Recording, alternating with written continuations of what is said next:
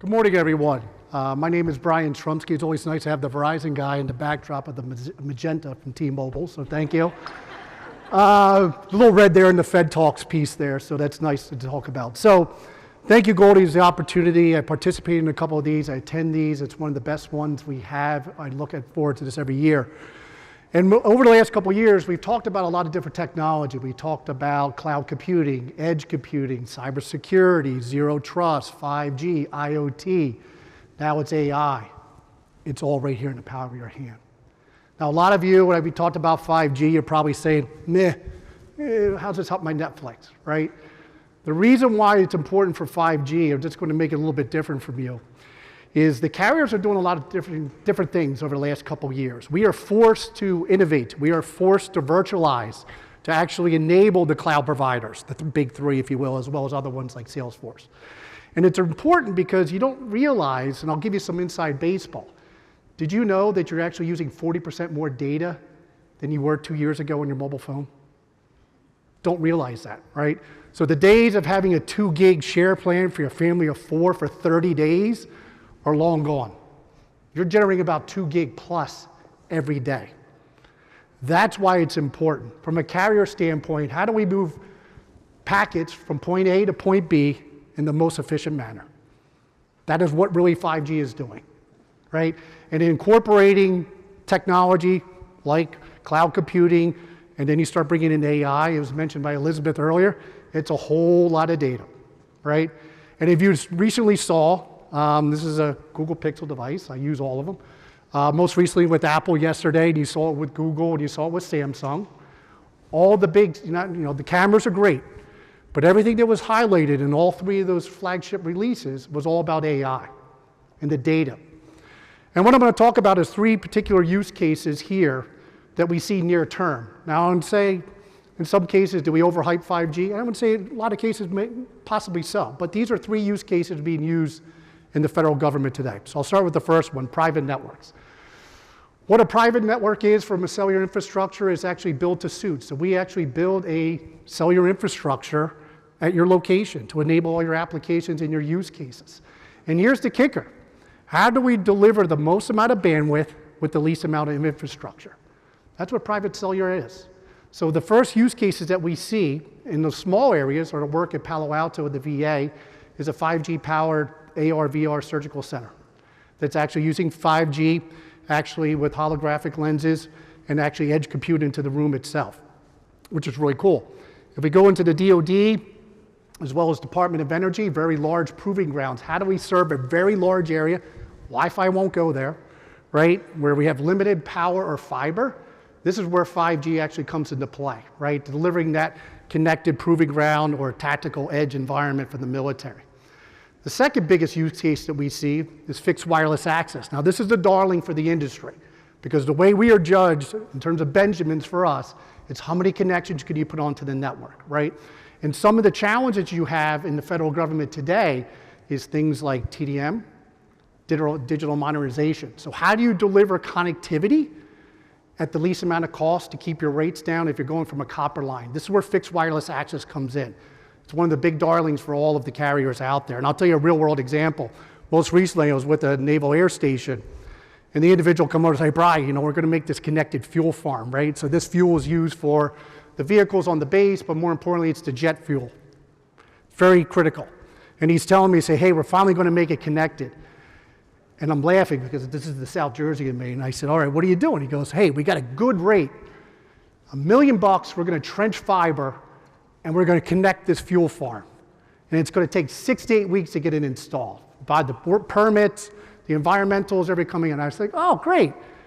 He's like, what's the matter? Now, if you know me, I don't have a poker face. And I said, kind of winced. And I said, you see that Cradle Point, now Ericsson cellular gateway on that shelf right there that I brought with me? He was like, yeah. I said, I could do that same thing for $5,000 and it'll be installed tomorrow. I thought he was going to cry. But the idea is, how do you skin that cat in a different way, right? And that's where another reason why we're very excited about fixed wireless access.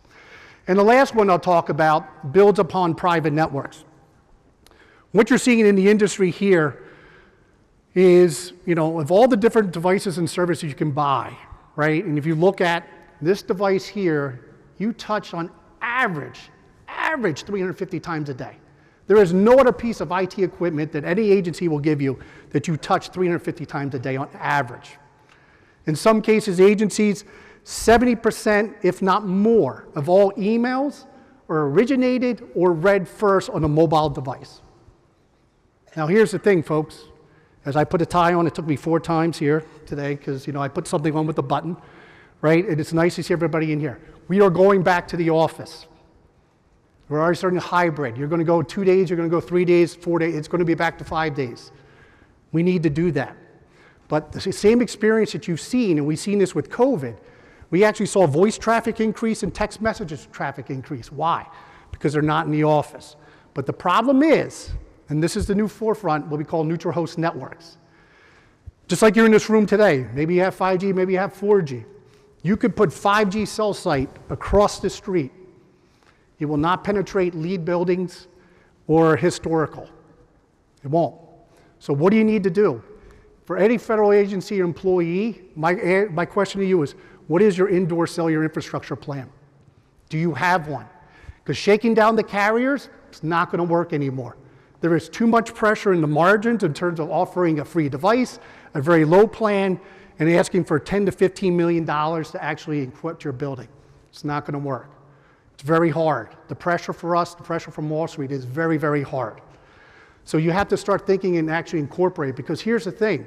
If you use Teams, if you use Google Workspace, use all the applications, you want to be able to take your car from Rockville, Maryland, get on that conference call, come down 270, get into the parking garage, go up the elevator, go into your office, and not drop the call or data session. Now, does anybody have that experience today? Probably not. That's room to grow for us. That's room for everybody in this room here as you start looking at your modernization, not only of your infrastructure, but your employees. This is how they communicate. When I started with Verizon 25 years ago, and that's scary to say, I was the youngest one in my division. In 25 years, if I have 2 teenage daughters, one in college, one is a junior in high school, this is all they know. This is all they know, right? So when you're trying to recruit to somebody and you're going to put them into an office, pull them in, put them into a room with no windows, in the basement with no connection to the outside world, good luck, right? So that's why I talk about 5G. It's not necessarily why Verizon's better compared to the other carriers. I think we are, but that's just me. But more importantly, it's actually how you actually working with your workforce, but more importantly, where your applications reside and how do you connect them in the most efficient manner. That's what 5G is, right? What we have done, be able to go from circuit switch into things like voice over LTE, which is digital, think VoIP for cellular, as we go into what we call voice over NR, or new radio. It's actually the next evolution of this, right? So we have to make the network flatter, the most efficient in terms of a cost, but more importantly, giving transparency, because there's some things coming down the pipe. For instance, in 2025, things like network slicing, where we actually tag the application, tag the packet with complete cloud integration to lower the latency. And we actually done some of that work with a great company called Axon out of Phoenix, Arizona. And you can actually see it on one of our websites. So hey, I am on time. I thank you for your time. And seriously, tomorrow's 9/11. So thank you for what you guys do day in and day out. It's hard for me, son of a police officer, but I seriously thank you for what you do day in and day out. Thank you again for the time this morning.